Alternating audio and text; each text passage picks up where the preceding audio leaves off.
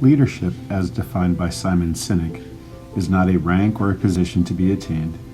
Leadership is a service to be given. It is not about being in charge, rather it is about taking care of those in your charge.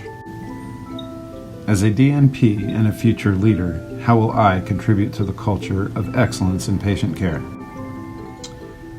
Leading by example is a fundamental component in leadership efficacy. Yet that saying has become cliché to some point. Still, people need and desire to be led. In today's healthcare systems, great leaders are needed now more than ever. The ever-increasing complexity of patient care and the management of daily rigors within nursing has created an overworked, underpaid, and underthanked career path, thus changing the allure of nursing for those looking into the field and even for those working in it.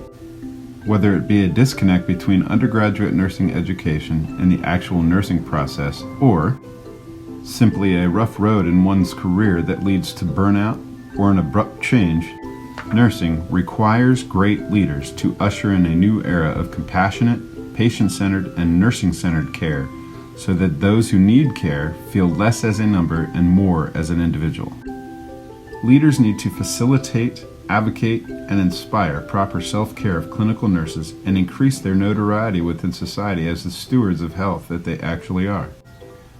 Nursing leaders are instrumental at all levels at providing the proper motivation, innovation, and inspiration needed by clinical nurses to effectively provide whole and meaningful patient-centered care to produce increased patient outcomes.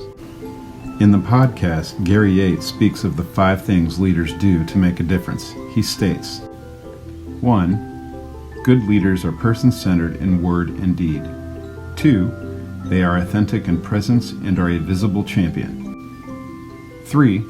They have a relentless focus on vision and strategy. 4. They champion transparency.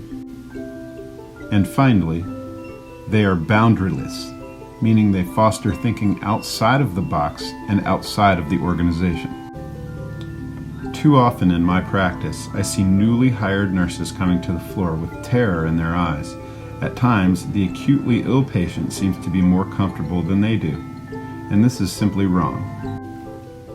So how, from a quality improvement perspective, as it relates to our learning in this course, will I implement change?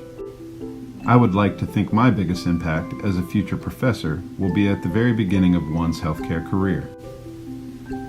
We must embrace our nursing youth, encourage them, and teach them to not be afraid. We must show them it is okay to ask questions. Simon Sinek wrote, "When we say out loud what we do not know, it increases the likelihood that someone who does know will offer help."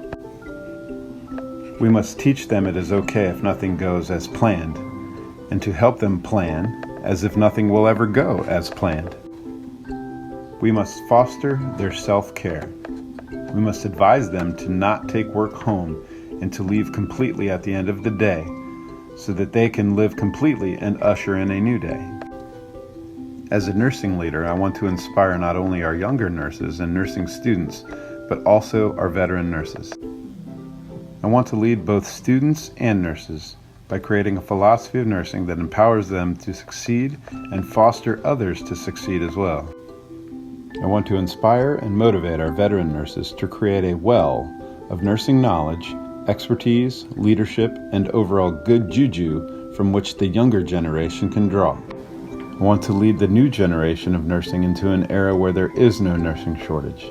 I want to inspire and facilitate the attributes of clinical nurses and put them in roles where their beauty can be utilized to its fullest potential. I want to help those nurses that cry before, during, and after their shifts realize that what they are doing is beautiful. I want nurses to know that just because their day may not have gone perfect, that day still has a purpose. As a DNP, I will shape healthcare and improve quality for our patients by teaching, leading, and advocating for our nurses and what they do. And ultimately, I will do this for the one who deserves it most, the patient. Thank you.